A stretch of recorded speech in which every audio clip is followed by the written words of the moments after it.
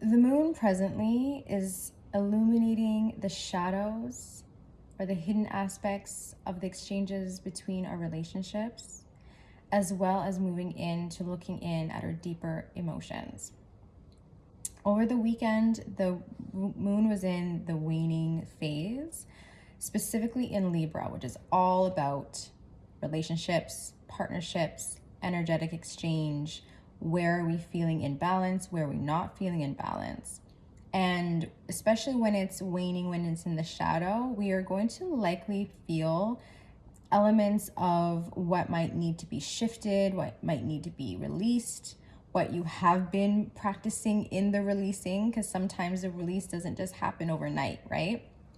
So that might be something that might be coming up for you.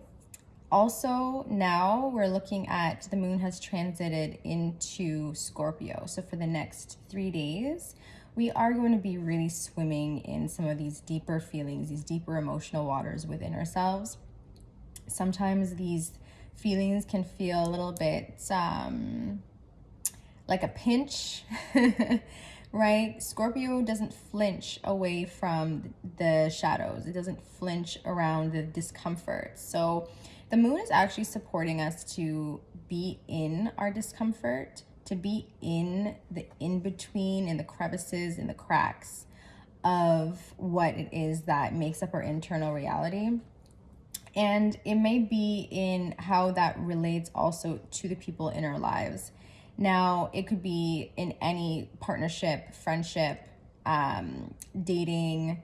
It could be in any of those factors. But the biggest thing is to always be grounded in self-compassion and empathy towards yourself, towards the other people, and also to self-soothe if it's needed.